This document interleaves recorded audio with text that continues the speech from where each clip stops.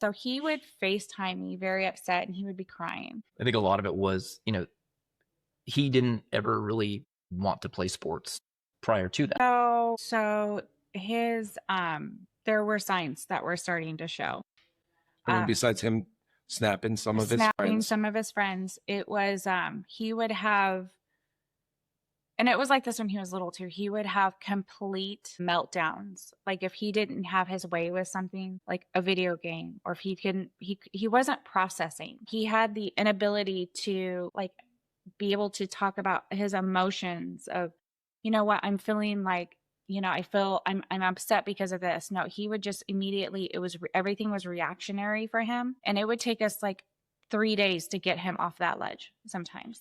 And so the first time that we really saw it was probably his 8th grade year. Toward the end of it, he had said something to his friends of, I'm just going to kill myself then, because they were messing with him and telling him he's bad at Fortnite and, he couldn't do it. And he was really good at Fortnite, but, he just, he lost a round. And so they were just, telling him how bad he was.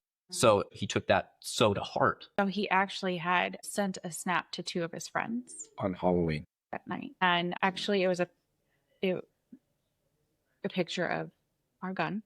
And his friend actually went to his mom, and I got a call the next day. I felt like I failed him.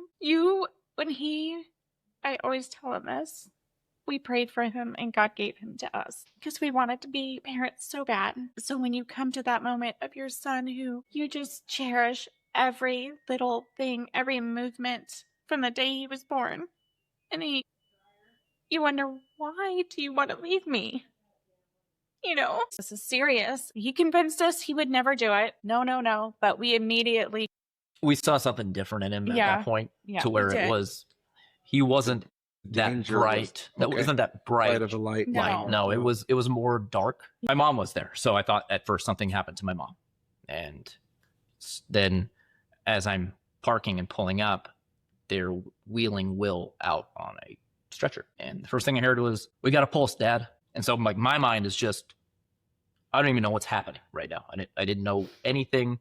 And then Mackenzie came out and said, Will tried to take his life. And so as I'm processing all of this and trying to figure out where they're taking him, and I knew that I had to call Lisa, which is okay. Take a moment.